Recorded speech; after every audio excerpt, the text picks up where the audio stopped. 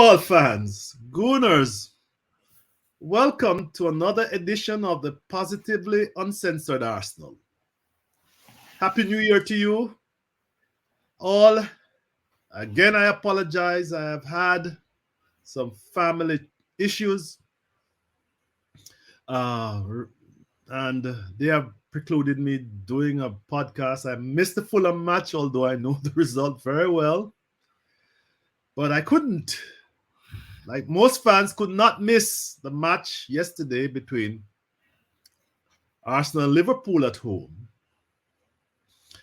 And my good friend George and I decided we would do a podcast, even though we usually restrict ourselves to the Premier League. George, Arsenal are in a slump. I look back at the Arsenal.com, since December, nine games, 11 goals for, 13 against, 3 wins, 4 losses, 2 draws. And Liverpool came to our place and poured salt in the wound. Yet some fans say we're just in a mini blip, nothing to worry about. You fickle fans, you're turning on Arteta and things will turn out very well. Things will resume. Normal service will resume in a matter of a couple games. George, over to you. Is that a nice summary of the state of Arsenal today? Well, it is, because it's the way a lot of people feel. And but I do get the feeling that there's less of the disciples, the Arteta disciples, knocking about recently than there used to be. We keep saying this every week. There's been some definite improvements since he destroyed the team. Destroyed? He destroyed the team, didn't he? He took us to 8th place twice. But he has. Well, let's never forget that. So he has improved on that. Mm-hmm. And we did challenge for the league for over half a season last season. 2/3 of the season we were in it. We had a chance. So you've got to remember that. We've got some reasonable results this season. We were at the top of the Premier League at Christmas. So It's not all bad. It's not all bad. But on the other hand, you could say, people that say, is it a blip? Well, what if the 6 months that we played good football last year was the blip and the other 3.5 years is the norm? What if we just returned to norm? It's a possibility. I mean, don't get me wrong. I think progress has been made. It's been seen to be made. We're top 4. There's a good chance we'll get top 4 again this season. But there's been some clear mistakes made and continue to be made. Kai Havertz, 65 million. Well, the least said, the better. Substitutions. No, I don't think so, George. I think you and I spoke about this. The least said about it, the better. No, you and I spoke about it, and you said Arteta made this choice, and he has decided to live with it, and he's played him in 3 different positions since. Almost shoehorn him in. And he's still committed to it because it's a $65 million purchase. It's his £65 million. Not dollars, but pounds. Investment. Yes. But he didn't seem as committed to Pepe, who was a £73 million investment, because it wasn't his. Correct. And I did say this at the time.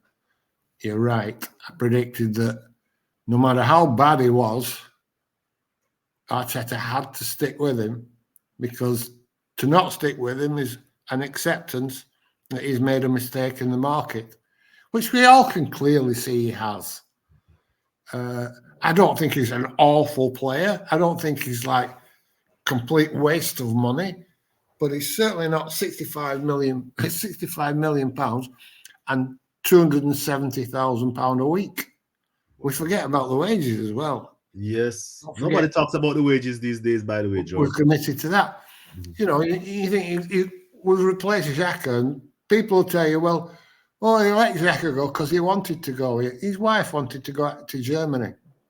Well, make him a fucking offer that'll change his wife's mind. Yes. You know what I mean? You're right. Instead of giving Kai Havertz £270,000 a week, give it to fucking Xhaka and keep him and save £65 million in the transfer market. You know, it doesn't make sense, and the longer it goes, the less sense it makes. And we haven't replaced. I mean, Smith Rowe's not getting a look in. For why? The guy saved his fucking managerial career in the first year when he with his goals. With his goals and his number 10 play. Didn't he score 10 goals? Didn't he score 10 when goals? He was insisting that we didn't need a number 10. Yes. He stepped in and saved the day. He's not getting a look in. And promoted him. The next season, he put the number 10. Well, he did get injured as well. Yes. To be fair. So it's not entirely Arteta's fault. I mean, he was out for a long, long time. But he's obviously not done enough to impress him enough to give him some minutes. And how that can be the case when you see how you're not telling me he's worse than Kai Havertz. George, he might not be turning up. Come on. The thing about Kai, George, you and I spoke about it. And Kai were piling in. But yesterday you played central striker. And I counted 4 goal and chances. But I said George, his feet are heavy leaded. Because one in particular, he always needs like a second touch. As a striker, you can't. What are you doing? Well, he's not a striker. That's the point. So, but then again, is he any less liable to score than Jesus? You know, with his 2 goals this season, or Martinelli for that matter. And I've been discussing this on Twitter this morning with somebody, and they're saying, "Oh, our elite strikers are on a bit of a quiet time."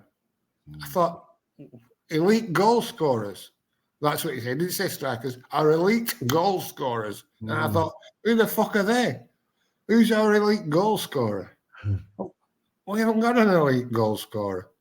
We haven't had an elite goal scorer since Aubameyang. I was about to say that. And he had to go out the door. I see he's banging them in again where he is at the moment. But like I say, you don't want to. We're still not in a bad position, and but I can't see where's the improvement coming from. It. The problem, as I see it, is that we've been rumbled. You know, they just double up on Saka and Martinelli, and we're ineffective. And you see the same patterns of play. Now, when the patterns of play were developing 2-3 years ago, I said, this is paint by numbers football. It's slow and predictable. And then suddenly they seemed to get used to it last season, and they were playing the same patterns, but they were playing them quicker, more naturally, and it was working. Right. And I could see it was working, and I thought, fair enough, I was wrong. These patterns are working.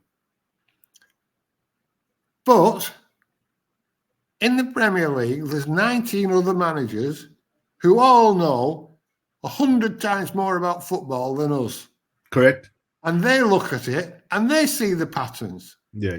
And they think, well, how do we stop that? And they come up with a method of stopping it. And then you're buggered if you've no plan B. There's no alternatives. There's no way to change. If he wants to change something, what does he do? He takes a player off and puts another player on to play exactly the same way in exactly the same position. Yes. It's not changing and evolving. He's not looking at how you looked at Klopp last night, and we were so good in that first half, but we emptied the tank. That was a problem. We spent ourselves in the first half, but even so, we could have been 2 or 3 up. We weren't.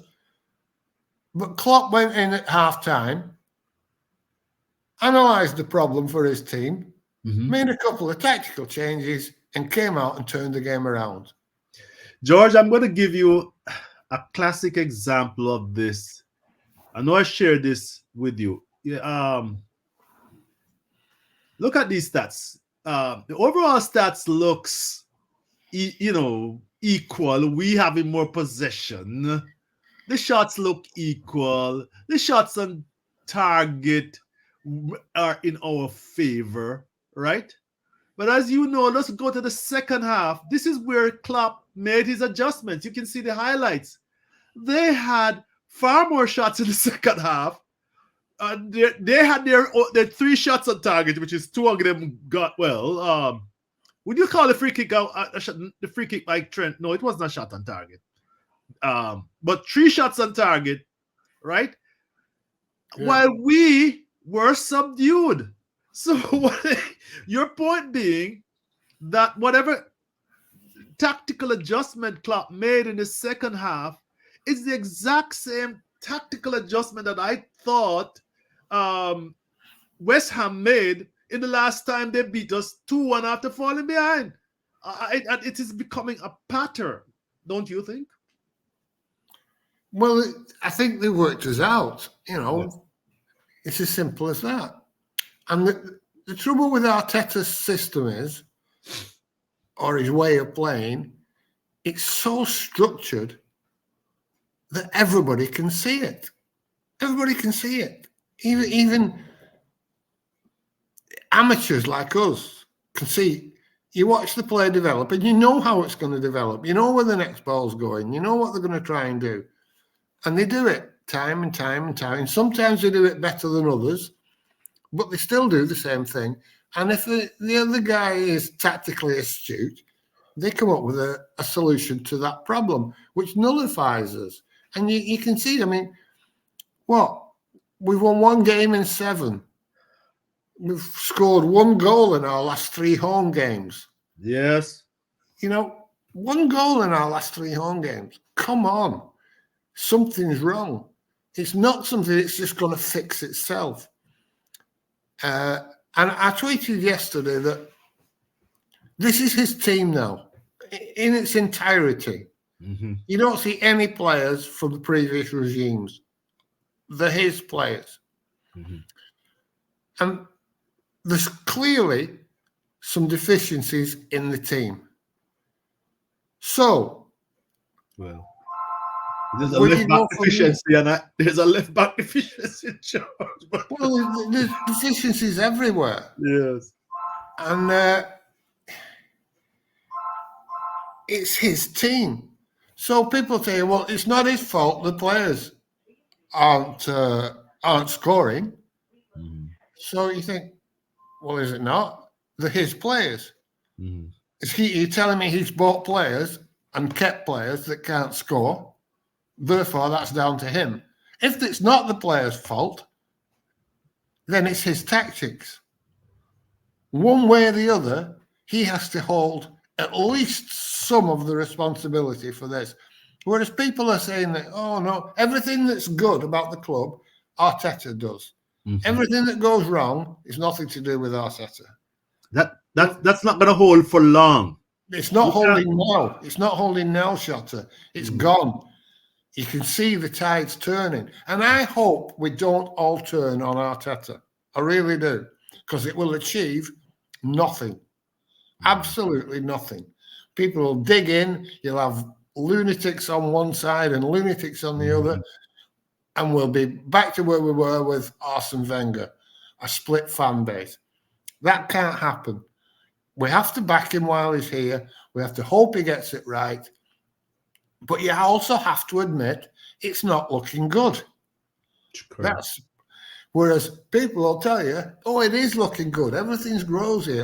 It'll be fine. We're making progress. And they come up with excuse after excuse after excuse. I mean, personally, I put it down to the white shirts yesterday. Well, you know, I think, but we had to do that because it was for a good cause. It was, I don't know, to stop knife crime or something. Yes. No more red. What's that all about? I don't. Well, and I don't get it, mate. Well, I just want to. The Premier League is, likes to do this virtue signaling, and it's not. It looks good. It's all PR, but it's not changing the basic. I just want to watch a football game. Exactly. I don't want to do a campaign against knife crime. I don't want to support bloody gays and lesbians by wearing a rainbow laces. Who's a gay gooner? And I'm not bothered about Black Lives Matters being protested. All good causes, all worthy causes. But I want to watch the fucking game and not think about that. I don't want to be distracted by such trivialities. Well, they might be important, but people will be going mad now saying they're not trivialities, they're really important. But what next? Yes.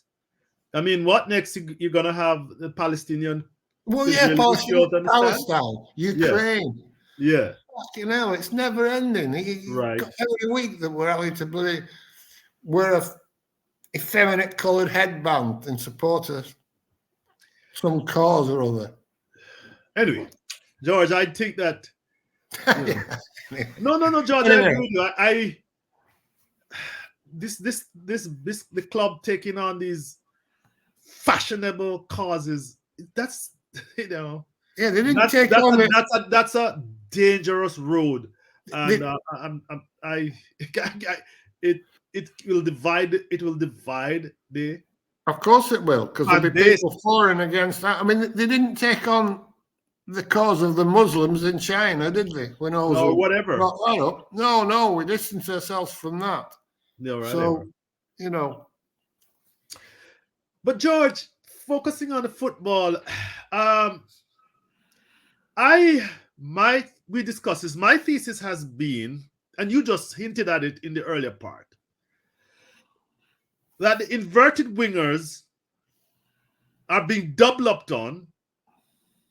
The teams are, once we get the ball in the final third, they're bringing back 8 players, doubling up on Saka, partially doubling up on Martinelli. I don't think they fear Martinelli's right foot on the left as much.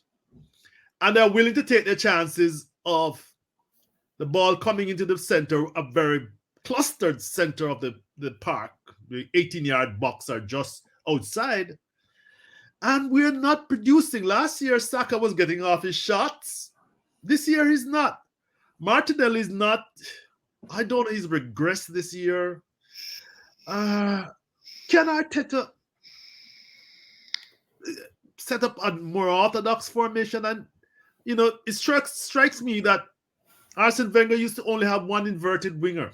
And we had an orthodox winger who could go down the byline or cut it back. Or why is Arteta so reluctant to go down that road?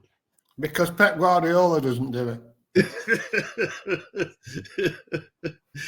But Pep is kind of getting a little bit more orthodox. I saw a quote where he said, "I get you in the final third, and then it's your job to get it in the goal." Something like that on Twitter. Yeah. Well, that was a couple of years ago he said that. Oh, really? Yeah.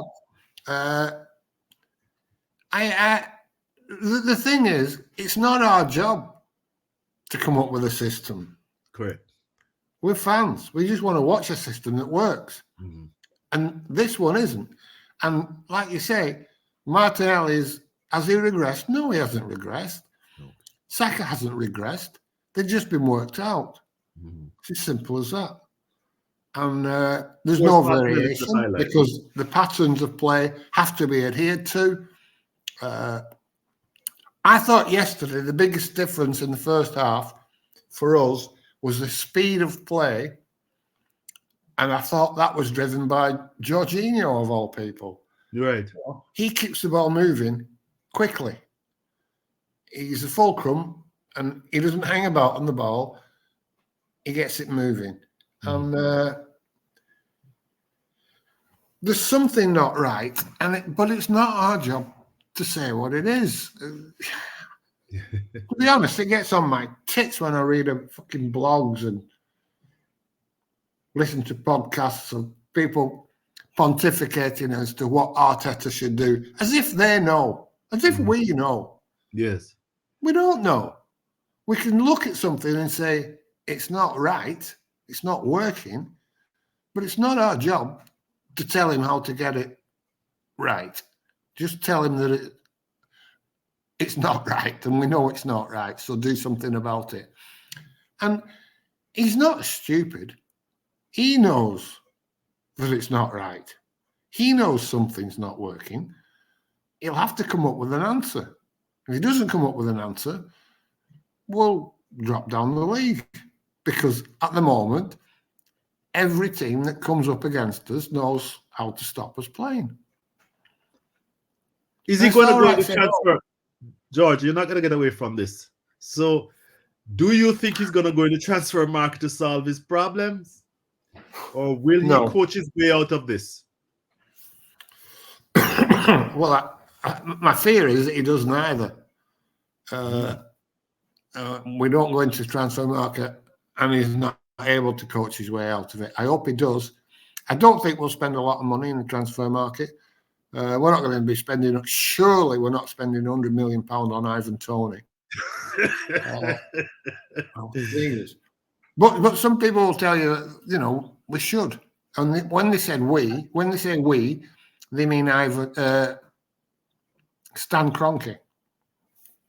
Because the club itself doesn't fund £100 million transfer. Yeah.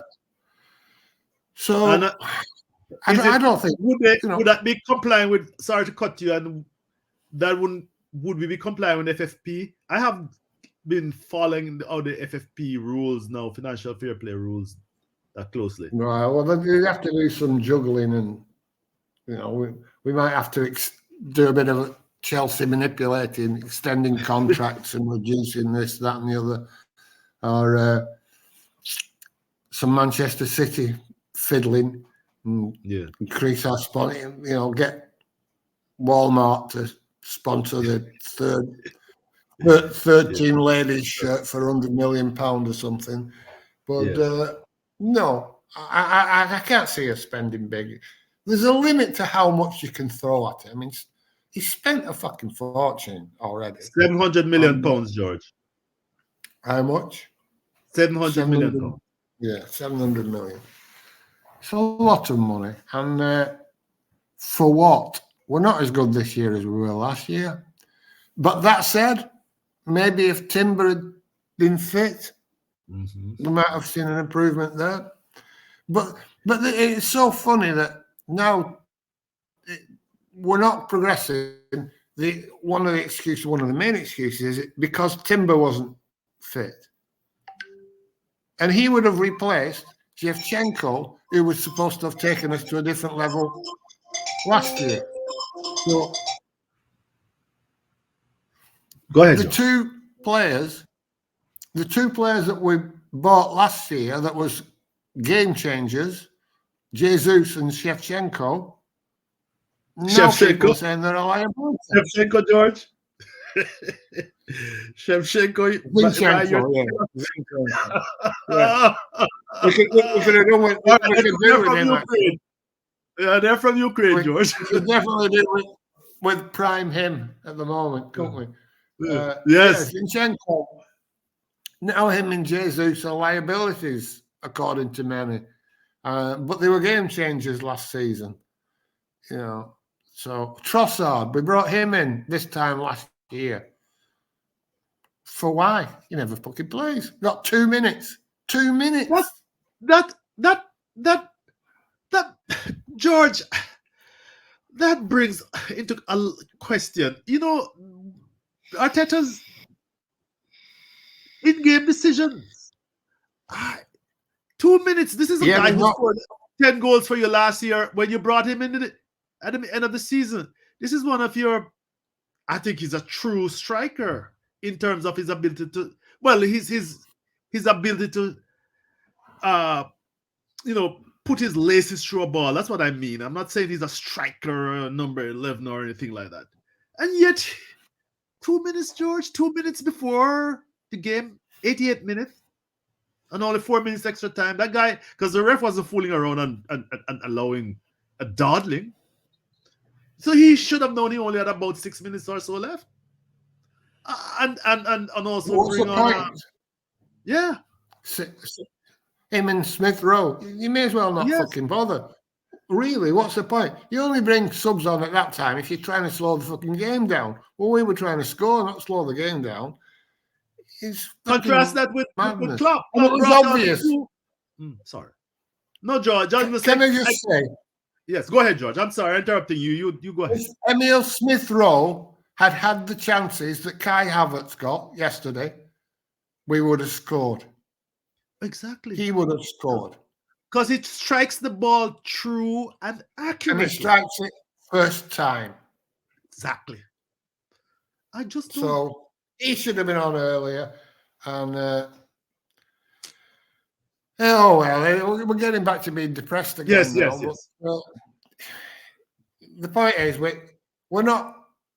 We have a break now. We have the chance to refresh the batteries, and he has a chance to come up with a solution to the problems which are of his own making. The Kai Havertz problem is of his own making. He bought him.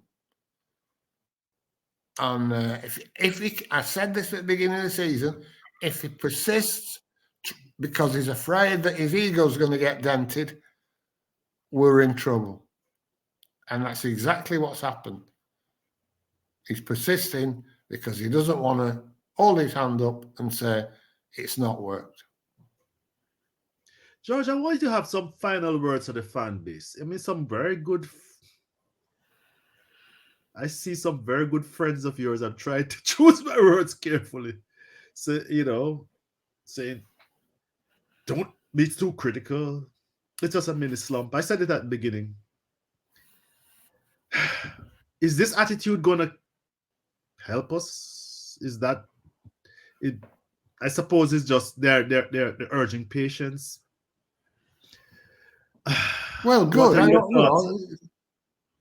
Like I say, we don't want to get to the position where we're hounding Arteta, but we also don't want to be in a position where we're afraid to give an opinion that everything isn't rosy in the garden. He has a chance to fix it. He's been backed. We'll probably back him again in the summer because he won't be leaving. Yeah. So there's no point getting a movement out, flying aeroplanes, A4. We saw what that got us when we did it to Arsene Wenger. Right. Absolutely fucking nothing. It achieved nothing. No, it achieved a bad end because we were just like the players knew that he was going, and they just went through the motions, especially on the road. Because that's when those assholes were most vocal once they went on the road, undermining the team. They are both at home and abroad.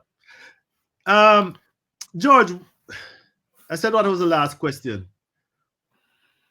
What will cause the Cronkies to move, if anything?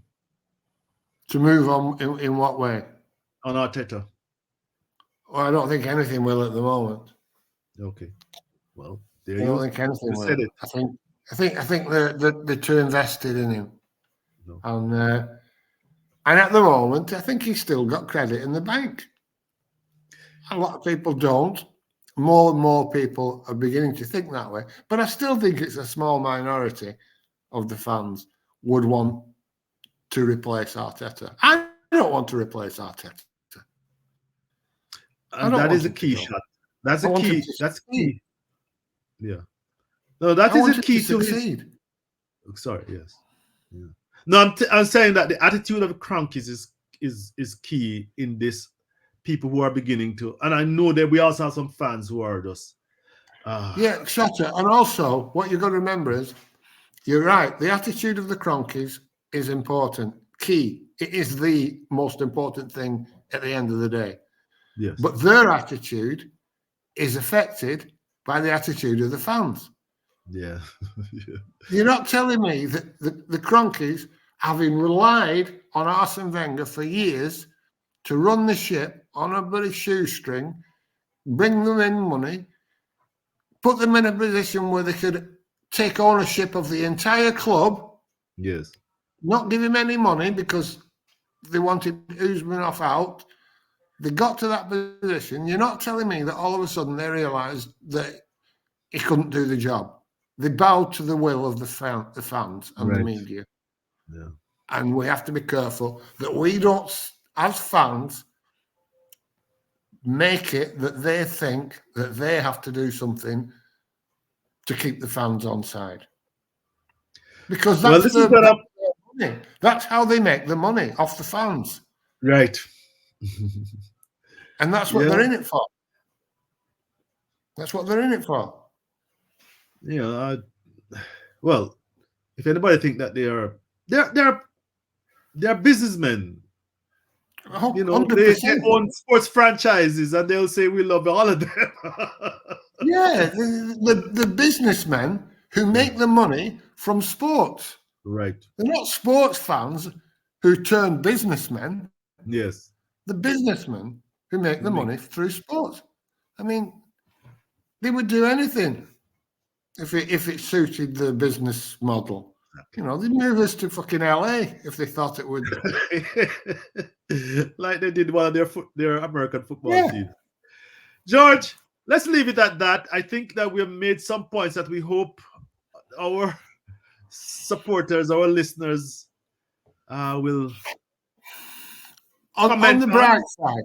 On the bright side, think how well we played in that first half. Right. That's what we've got to remember. We're capable of absolutely dominating Liverpool, albeit only for half of a game. But in that half of the game, if we'd gone 2 or 3 goals up, as we really should have done, we would have won the game. So it's fine margins in football. It's fine margins. And you're talking about Liverpool. You're not talking about Fulham. As if they could ever beat us at home. But truth be told, George, that's how we roll. We start off very briskly, and it's also, you know, you feel so good. But you know, once we don't get that first goal, as I said in my tweet in a tweet I made yesterday during the halftime break, it's never looking good for us in the second half if we don't get that goal up. But it's always, you're always energized by the way we zip the ball around up until the goal scoring opportunity. Anyway, guys, we're saying the same things over and over again. Give us a like, you know, give us a more subscribers. Anything else from you, George? No, that's me. Share with your fans. Maybe repeat you don't even repeat our argument. You don't have to give any attributions. That's okay. Thank you, George, for your wisdom. Okay. You can buy my friend. Yeah, see you soon. Goodbye.